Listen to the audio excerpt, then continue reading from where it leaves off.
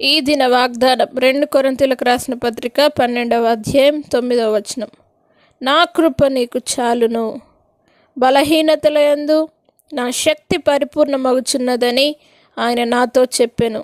కాగా క్రీస్తు శక్తి నా మీద నిలిచియుండు నిమిత్తము విశేషముగా నా బలహీనతల యందే బహు సంతోషముగా అతిశయపడుదును. నా ప్రియ సహోదరులారా, దేవుడి రోజు మీతో వాగ్దానం చేస్తూ ఉన్నాడు, నా కృప నీకు చాలును. మీరు ఏ పరిస్థితిలో ఉన్నారో, ఎంత భయంకరమైన స్థితిలో మీరున్నారో, దేవుడు ఈరోజు మీతో ఒక గొప్ప వాగ్దానాన్ని చేస్తూ ఉన్నాడు. నా కృప నీకు చాలునని దేవుడు సెలవిస్తూ ఉన్నాడు. ఏ బలహీనత చేత మీరు బాధపడుతూ ఉన్నారో, ఆ బలహీనత అందే దేవుని శక్తి పరిపూర్ణమై దేవుడు తప్పకుండా మీకు సంతోషం అనుగ్రహించి, ఆ శక్తి క్రీస్తు నుండి మీకు అనుగ్రహించబడి, ఆ శక్తి మీ మీద నిలిచి విశేషముగా ప్రతి బలహీనతలన్నిటి నుండి విడిపించి సంతోషమును దేవుడు అనుగ్రహించి అతిశయమునకు ఆస్పదంగా మిమ్మల్ని చేయబోతున్నాడు. కాబట్టి ధైర్యం వహించండి. దేవుని కృప తప్పకుండా మీతో ఉన్నది. నీ బలహీనతల నుండి ఈరోజు మీరు విడుదల పొందుకుంటున్నారు.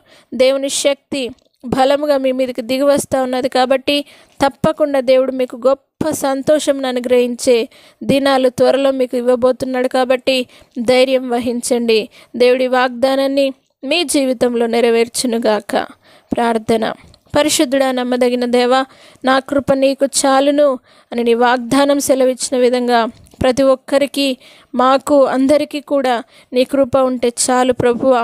ఏ బలహీనత చేత ఎంతమంది అయితే బాధపడుతూ ఉన్నారో, ఆ బలహీనతలన్నిటిలో నీ శక్తి పరిపూర్ణము చేసి అద్భుతము జరిగించండి. ప్రతి బలహీనతలను యేసు నామమున పారద్రోలుతున్నాం.